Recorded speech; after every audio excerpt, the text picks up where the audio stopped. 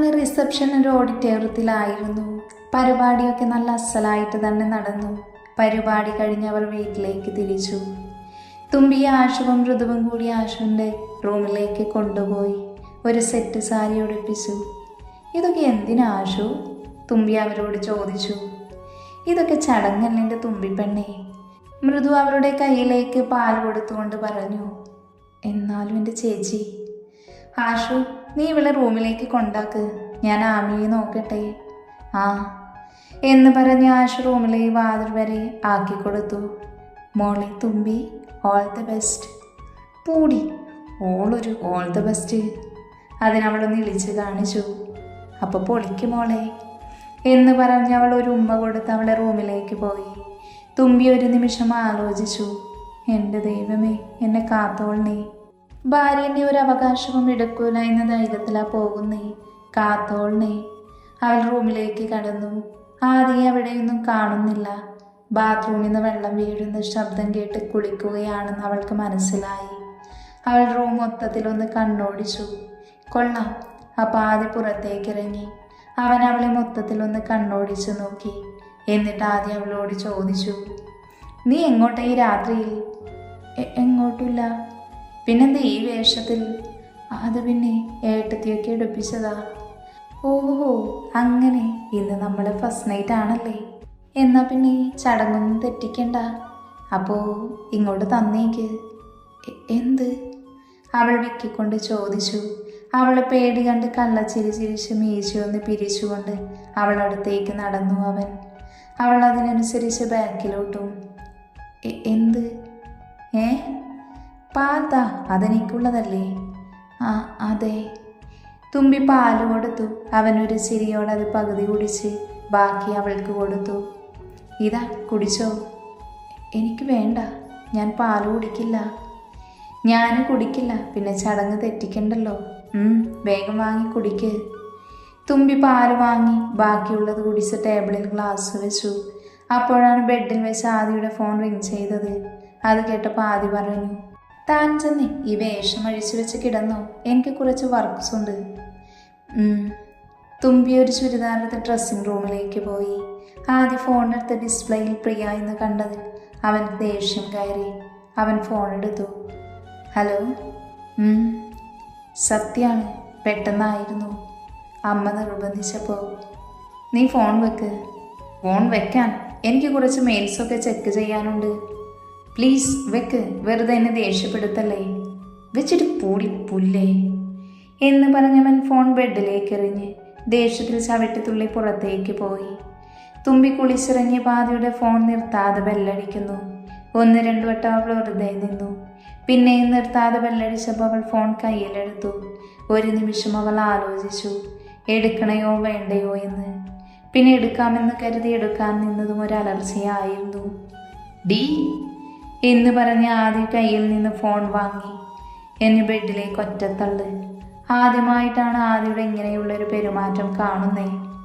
D, നിന്നോട് ഞാൻ പറഞ്ഞിട്ടില്ലേ എൻ്റെ കാര്യത്തിൽ ഇടപെടരുത് എന്ന്? അതുപോലെ എൻ്റെ ഒരു സാധനത്തിലും നീ തൊടരുത്, കേട്ടല്ലോ? അത് പിന്നെ കുറേ നേരമായി. So what? അത് this is first and last warning for you, okay? Thumbi അതേന്ന് പറഞ്ഞ് തലകുലുക്കി. എന്നാ കിടന്നു. തുമ്പിയപ്പോൾ തന്നെ ഒരു പില്ലോയും പുതപ്പും എടുത്ത് സോഫയിലേക്ക് പോവാൻ നിന്നു. അത് കണ്ട് ആദ്യം വീണ്ടും പറഞ്ഞു, നീ എങ്ങോട്ടേക്ക് അതും കൊണ്ട്? കിടക്കാൻ, സോഫയിലേക്ക്. നീ നിന്റെ വീട്ടിൽ സോഫയിലാണോ കിടക്കാറ്? അല്ല, ബെഡിൽ. ആണല്ലോ, പിന്നെ എന്തിനാ സോഫയിലേക്ക് പോകുന്നേ? ഇവിടെ ഇത്രയും വലിയ ബെഡുണ്ടായിട്ട്. അത് പിന്നെ ഋഷിയേട്ടനല്ല പറഞ്ഞ് ഏട്ടൻ്റെ ഒരു സാധനത്തിലും തൊടരുത് എന്ന്. അപ്പം പിന്നെ ഞാൻ ബെഡിൽ കിടന്ന ഇഷ്ടപ്പെട്ടില്ലെങ്കിലോ, അതാ ഞാൻ. അത് കേട്ട് ആദ്യം ഒന്ന് ചമ്മി. ചമ്മൽ പുറത്ത് കാണിക്കാതെ അവൻ ദേഷ്യമുഖത്ത് ഫിറ്റ് ചെയ്തു. അത് സാരമില്ല, ഇവിടെ കിടന്നോ. വേണ്ട, ഞാൻ സോഫയിൽ കിടന്നോളാം. ഇവിടെ ബെഡിൽ കിടക്കടി എന്ന് പറഞ്ഞ് ഒച്ചയിട്ടതും അത് കേട്ട് ഓൺ ദ സ്പോട്ടിൽ ബെഡിൽ കിടന്ന് തലവഴി പുതപ്പിട്ട് ലൈറ്റ് ഓഫ് ചെയ്തു. അവളെ കുറച്ചപ്പുറത്തായി ആദ്യവും കിടന്നു. എൻ്റെ ദൈവമേ, ഇതെന്തൊരു മനുഷ്യനാ! പല നേരത്ത് പല സ്വഭാവമാണ്. എൻ്റെ ദൈവമേ, എന്നെ നീ കാത്തോളണേ. അവൻ മനസ്സിൽ പറഞ്ഞു. ആദ്യം എപ്പോഴും രാവിലെ എഴുന്നേൽക്കാൻ നോക്കുമ്പോൾ ദേഹത്ത് വല്ലാത്ത കനം പോലെ. കണ്ണൊന്ന് തിരുമ്മി തുറന്നപ്പോഴാണ് തുമ്പിയുടെ കൈയും കാലും തൻ്റെ മേലെയാണെന്ന് അവൻ അറിഞ്ഞത്. ഇന്നലെ ജാട കാണിച്ച് കിടക്കാൻ പോയ ആളാണോ ഇപ്പം ലോറിക്കടിയിൽപ്പെട്ട തവളയെ പോലെ കിടക്കുന്നേ? അവളുടെ കിടപ്പ് കണ്ട് കുറച്ചു നേരം അവൻ നോക്കി നിന്നു. എന്നാലും ആ കിടക്കുന്ന കിടപ്പൊന്ന് നോക്കിക്കേ. സൂചി കയറ്റാൻ സ്ഥലം കൊടുത്തപ്പോൾ തൂമ്പ് കയറ്റിയ അവസ്ഥയാണല്ലോ. അറിയാതെ എന്നിൽ നിന്നൊരു ചിരി ഉണർന്നു. പിന്നെയും ഇന്നലത്തെ ക്ഷീണം കൊണ്ട് വീണ്ടും കിടന്നുറങ്ങി അവൻ. കുറച്ചു കഴിഞ്ഞ് തുമ്പി എണീറ്റു. ആദ്യം ഒന്ന് നോക്കി, പിന്നെ എഴുന്നേറ്റ് ബാത്റൂമിലേക്ക് വിട്ടൊന്ന് ഫ്രഷായി വന്നു. നോക്കുമ്പോൾ ഏട്ടൻ ഉറക്കമുണർന്നിട്ടുണ്ട്. ഒരു ഗുഡ് മോർണിംഗ് പാസ്സാക്കി ഞാൻ താഴേക്ക് വിട്ടു. അടുക്കളയിൽ ചെന്നപ്പോൾ അമ്മയെ മാത്രമേ കണ്ടുള്ളൂ. എന്നെ കണ്ടപാടെ ചിരിച്ച് കയ്യിൽ ഒരു കപ്പ് ചായ തന്ന് കുടിക്കാൻ പറഞ്ഞു. അപ്പോഴാണ് ഏട്ടത്തിയും മാമിയും വന്നത്. ചായക്കപ്പ് അവിടെ വെച്ച് ഞാൻ ആമിയെ എടുത്തിരുന്നു. ഇന്നലെ തന്നെ ഞങ്ങൾ രണ്ടുപേരും നന്നായി ഇണങ്ങിയിരുന്നു. അതുകൊണ്ട് തന്നെ അവൾ എന്നെ കണ്ടപ്പോൾ ഒന്ന് ചിരിച്ചു. പിന്നെ എല്ലാവരും ഡൈനിങ് ടേബിളിലേക്ക് വന്ന് ഫുഡ് കഴിച്ചു. ഒരുമിച്ചായിരുന്നു. ആദി, നിങ്ങളെന്നാ തുമ്പിയുടെ വീട്ടിൽ വിരുന്നിന് പോകുന്നേ? അവളുടെ വല്യച്ഛൻ വിളിച്ചിരുന്നു. ഇന്ന് വൈകുന്നേരം ചെന്ന് നാളെ വന്നാ പോരെ? ആ ശരി അച്ഛാ, പോവാം. എടി ആശു, പോവാണോ?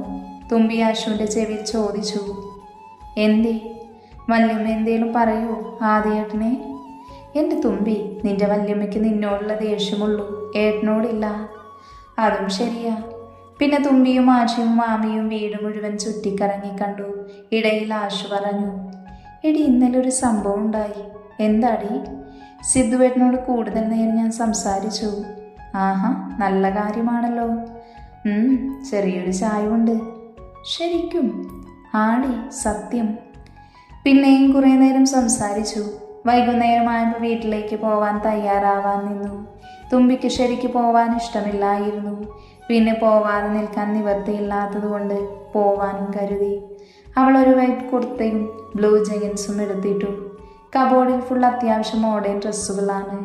പിന്നെ ആദ്യേട്ടനൊരു വൈറ്റ് ഷർട്ടും ബ്ലൂ ജീനുമാണ് വേഷം. അവർ രണ്ടുപേരും എല്ലാവരോടും യാത്ര പറഞ്ഞിറങ്ങി. പോകുന്ന വഴിക്ക് വീട്ടിലുള്ളവർക്കുമെല്ലാം ഡ്രസ്സും പലഹാരങ്ങളുമൊക്കെ വാങ്ങി. അപ്പോഴേക്കും രാത്രിയായിരുന്നു. വീട്ടിലെത്തി പിന്നെ ഫുഡ് കഴിക്കലൊക്കെയായി നേരം പോയി. തുമ്പിയും ശ്രീകുട്ടിയും അന്തം വിട്ട് നിൽക്കുകയാണ്. എന്താണെന്നല്ലേ നമ്മുടെ വല്യമ്മൻ്റെ സ്നേഹപ്രകടനം കണ്ടിട്ട്. എൻ്റെ ചേച്ചി, എന്നാലും എൻ്റെ അമ്മൻ്റെ അഭിനയം അപാരം തന്നെയല്ലേ? ഒന്ന് പോടി. അപ്പോഴേക്കും വല്യമ്മ അതിലൂടെ വന്നു. അവർ രണ്ടുപേരും മിണ്ടാതെ നിന്നു. എന്നിട്ട് തുമ്പിയെ ഒന്ന് സൂക്ഷിച്ചു നോക്കി. ഓ, എൻ്റെ മോളാകെ ക്ഷീണിച്ചു. വല്യമ്മ പറയാൻ തുടങ്ങി. അങ്ങനെയൊന്നുമില്ല. നല്ലോണം കഴിക്കണം കേട്ടോ. അതെ അതെ, ശ്രീകുട്ടിയും ഏറ്റുപിടിച്ചു. വല്യമ്മ അതും പറഞ്ഞ് അവിടെ നിന്നും പോയി. പിന്നെ അവർ കുറച്ചു നേരം സംസാരിച്ചിരുന്ന് കിടക്കാനായി പോയി. രാവിലെ ആദ്യം എണീറ്റപ്പോൾ തുമ്പി അടുത്തില്ലായിരുന്നു. അവൻ എണീറ്റ് റൂമിൽ നിന്ന് പുറത്തിറങ്ങി തുമ്പിയെ നോക്കി. പക്ഷേ അവിടെയൊന്നും കണ്ടില്ല. ഹായ് ആദിയേട്ടാ, ശ്രീകുട്ടിയായിരുന്നു. ആ മോളെ, ഏട്ടൻ എണീറ്റോ? ഉറക്കമൊക്കെ എങ്ങനെ ഉണ്ടായിരുന്നു? സ്ഥലം മാറി കിടന്നതുകൊണ്ട് കുഴപ്പമൊന്നുമില്ലായിരുന്നല്ലോ? ഏയ്, എന്ത് കുഴപ്പം, സുഖമായി ഉറങ്ങി. വൈകി എവിടെ? കണ്ടില്ല. ചേച്ചി കുളത്തിലുണ്ടാവും. ചേച്ചി ഇവിടെ കുളത്തിലല്ലാതെ തിരുമ്പുകയും കുളിക്കുകയും ചെയ്യാറില്ല. ഓഹോ, എന്നെവിടെയാ കുളം? ഞാനൊന്ന് കാണട്ടെ. അതവിടെയാ, വീടിൻ്റെ പിൻഭാഗത്തേക്ക് ചൂണ്ടി പറഞ്ഞു. അവൻ കുളത്തിലേക്ക് നടന്നു. അവൻ കുളത്തിലെത്തിയപ്പോൾ കണ്ടു ഒരു താമരക്കുളമാണ്. പൂക്കളില്ല, താമരയിലകൾ നിവർന്നു നിൽക്കുന്നു. ഒന്ന് രണ്ട് മൊട്ടുകൾ അങ്ങിങ്ങായി ഉണ്ട്. നല്ല തെളിഞ്ഞ വെള്ളമാണ്. അവൻ കുളത്തിൻ്റെ ഭംഗി ആസ്വദിക്കുമ്പോൾ പെട്ടെന്ന് താമരയിലകളുടെ അടിയിൽ നിന്നും തുമ്പി വന്നു. അവൾ മുഖത്തിലേക്ക് വന്ന മുടി രണ്ട് സൈഡിലേക്കായി കോതുകയാണ്. അവളെ കണ്ടയാതെ ശ്വാസം പോലും എടുക്കാതെ തറഞ്ഞു നിന്നു. ഒരു ചുവന്ന തുണിയാൽ മാറിൽ കച്ച കെട്ടി വെച്ചിട്ടുണ്ട്. തലമുടി കോതുന്നവളെ കണ്ട് കണ്ണ് ചിമ്മാൻ പോലും മറന്നുപോയി. ആ നിമിഷം അവൻ ചുവന്ന കളർ തുണി ആ വെളുത്ത ശരീരത്തിലേക്ക് ചേർന്നു നിൽക്കുന്നത് പോലെ തോന്നി. അവളുടെ നിറം എടുത്ത് കാണിക്കുന്നുണ്ട്. അവളുടെ മേനിയിലൂടെ ഒലിച്ചിറങ്ങുന്ന വെള്ളത്തുള്ളി നുകരാൻ അവൻ്റെ മനസ്സ് വെമ്പി. അവൻ്റെ മനസ്സ് കൈവിട്ടു പോകുമെന്ന് തോന്നി അവന്. പട്ടം പോലെ പറന്നു നടക്കുന്ന മനസ്സുമായി അവൻ യാന്ത്രികമായി കുളത്തിലിറങ്ങി അവളുടെ അടുത്തേക്ക് നടന്നു. ആദ്യ കുളത്തിറങ്ങിയപ്പോഴാണ് തുമ്പി അവനെ കണ്ടത്. പെട്ടെന്ന് അവനെ അവിടെ കണ്ടതും അവൾ ഞെട്ടി അവനടുത്തേക്ക് വന്നു നിന്നതും അവളുടെ ഹൃദയം ഉച്ചത്തിൽ മിടിക്കാൻ തുടങ്ങി. അവൻ അവളുടെ അരയിലൂടെ കൈയിട്ട് അവനിലേക്ക് ചേർത്തതും അവൾ കണ്ണുകൾ ഇറുക്കെ അടച്ചു. അവളുടെ മുഖത്തിലൂടെയൊക്കെ ഊർന്നിറങ്ങുന്ന വെള്ളത്തുള്ളികൾ അവൻ കൗതുകപൂർവ്വം നോക്കി ഇറുക്കിയടച്ച കണ്ണുകളിൽ അവൻ പതിയെ ഊതി. അവൾ പതിയെ കണ്ണു തുറന്നു. തുമ്പി, അവൻ മെല്ലെ വിളിച്ചു. അവളൊന്ന് ഞെട്ടി. തന്നെ ആദ്യമായാണ് തുമ്പി എന്ന് വിളിക്കുന്നത്. തുമ്പി, യു ലുക്ക് സോ ഹോട്ട്. കടിച്ച് തിന്നാൻ തോന്നുക പെണ്ണെ എന്ന് പറഞ്ഞതും അവളുടെ ഉള്ളിലൂടെ ഒരു വിറയൽ കടന്നുപോയി. മുഖം നാണത്താൽ ചുവന്നു തുടുത്തു. ഋഷിയേട്ട വിട്ടെ, ഞാൻ പൊയ്ക്കോട്ടെ, അവൾ എങ്ങനെയൊക്കെയോ പറഞ്ഞൊപ്പിച്ചു. No, never. അവനത് പറഞ്ഞപ്പോൾ ഒന്ന് കുതറിയതും അവൻ ഒന്നുകൂടി അവളെ മുറുക്കെ പിടിച്ചു. അവൻ്റെ നോട്ടം താങ്ങാനാവാതെ അവൾ മിഴികൾ താഴ്ത്തി. അവൻ ചൂണ്ടുവിരൽ കൊണ്ട് മുഖം ഉയർത്തി. Thumbi, are you blushing? I can control your എന്ന് പറയലും അവൻ്റെ ചുണ്ട് അവളിലേക്ക് ചേർത്തു. ഒരു നിമിഷം സ്തംഭിച്ചു നിന്നവളുടെ കണ്ണുകൾ കൂമ്പിയടഞ്ഞു. അതിൽ ലയിച്ചു നിന്നു. ഏറെ നേരത്തെ ചുംബനത്തിനു ശേഷം അവൻ അവളിൽ നിന്ന് വിട്ടകന്നു. ആ നിമിഷം അവൾ അവനെ തള്ളി മാറ്റി കുളത്തിൽ നിന്ന് പടവുകൾ കയറി ഓടിപ്പോയിരുന്നു. ഒരു ചെറുചിരിയോടെ അവനത് നോക്കി നിന്നുപോയി. പിന്നെ മുതൽ തുമ്പി ആദിയുടെ മുന്നിലൂടെ പോവാതെ നിന്നു. അവൻ്റെ അടുക്കലേക്ക് പോകുമ്പോൾ മറ്റെന്തോ വികാരം തന്നെ പൊതിയുന്നത് അവൾ അറിഞ്ഞു. അവൻ്റെ മുൻപിൽ പെടാതെ അവൾ ഹൈഡ് ആൻഡ് സീക്ക് കളിക്കുന്നത് ആസ്വദിക്കുന്നുണ്ടായിരുന്നു. വൈകുന്നേരമായപ്പോൾ അവർ അവിടുന്ന് മടങ്ങി. വീട്ടിലെത്തിയതും അവൾ എല്ലാവരോടും വിശേഷങ്ങൾ പറഞ്ഞിരുന്നു. സിദ്ധുവും ആദ്യം സംസാരിച്ചിരിക്കുകയായിരുന്നു. ഡാ, നീ ഇനി എൻ്റെ കൂടെ ബാംഗ്ലൂരിലേക്കില്ലേ? ഞാനോടാ? അത് വേണോ? വേണം. പക്ഷേടാ പ്രിയക്കെന്താ? നിനക്കറിയില്ലേ, അവൾ അവിടെ ഉണ്ടായിട്ടല്ലേ ഞാൻ മുംബൈയിലേക്ക് പോയത്. അപ്പം പിന്നെ അല്ലെങ്കിൽ വിളിച്ചൊരു സ്വൈരവും തരുന്നില്ല. അപ്പം പിന്നെ അവിടെ താമസമാക്കിയ ആദ്യം ഒരു മുഷിപ്പിലോടെ പറഞ്ഞു. അതിന്? അതല്ലടാ, വൈകയോട് ഞാൻ അവളുടെ കാര്യങ്ങളൊന്നും പറഞ്ഞിട്ടില്ല. അത് അവിടെ ചെന്നിട്ട് പറഞ്ഞാലും മതി. അതൊക്കെ അവൾ അംഗീകരിക്കൂ. അവൾക്കതൊന്നും പെട്ടെന്ന് ഉൾക്കൊള്ളാൻ പറ്റില്ല. പറ്റും, എനിക്കറിയാം എൻ്റെ തുമ്പിയെ. അതൊക്കെ നമുക്ക് പറഞ്ഞ് മനസ്സിലാക്കാം. അവൾ ചെറിയ കുട്ടിയൊന്നുമല്ലല്ലോ, നല്ല വിവരമുള്ള കുട്ടിയാ. അവൾക്ക് പറഞ്ഞ് മനസ്സിലാവും. അതൊന്നും നീ ഓർത്ത് വെറീഡാവണ്ട. ഓക്കെ? നീ അവിടെ എത്തിയിട്ട് കുറച്ച് കാര്യങ്ങൾ നമുക്ക് ചെയ്യാനുണ്ട്. എന്ത്? ആദി സംശയത്തോടെ ചോദിച്ചു. അതൊക്കെ ഉണ്ട് ആദി, നീ അറിയാത്ത കുറേ കാര്യങ്ങളുണ്ട്. അതൊക്കെ നീ അറിയണം. നമുക്ക് ചെയ്തു തീർക്കാൻ ഒരുപാട് കാര്യങ്ങളുണ്ട്. അതെന്താ ഞാനറിയാത്ത കാര്യങ്ങൾ? അതൊക്കെ ഉണ്ടടാ. സമയമാവുമ്പോൾ പറയേണ്ടയാൾ തന്നെ പറഞ്ഞോളൂ. ആദ്യം നമുക്ക് അവിടെ എത്തണം. അതിനവനൊന്ന് മൂളി. പിന്നെ എങ്ങനെ പോകുന്നു കാര്യങ്ങളൊക്കെ? സിദ്ധു ഒരു കള്ളച്ചിരിയോടെ ചോദിച്ചു. എന്ത്? ആദ്യ കാര്യം മനസ്സിലാവാതെ ചോദിച്ചു. അല്ല, ഈ റൊമാൻറ്റിഫിക്കേഷനൊക്കെ പറ ചക്ക. പോടാ, ആദ്യം ഒരു കള്ളച്ചിരിയോടെ പറഞ്ഞു. മോനെ ആദി, കാര്യമായിട്ടെന്തോ നടന്നിട്ടുണ്ടല്ലോ. ഒരു ചിരിയൊക്കെ ഉണ്ട് നിന്റെ മുഖത്ത്. അത് കേട്ടപ്പോൾ കുളത്തിൽ സംഭവിച്ചതാണ് അവന് ഓർമ്മ വന്നത്. പോടാ, പോയി ഉറങ്ങാൻ നോക്ക്, അവനൊരു ചെറുചിരിയോടെ പറഞ്ഞു. നടക്കട്ടെ. ദൈവമേ, എൻ്റെ പെങ്ങളെ നീ തന്നെ കാത്തോളണേ എന്ന് പറഞ്ഞവൻ റൂമിലേക്ക് കിടക്കാൻ പോയി. ഒപ്പം ആദിയും.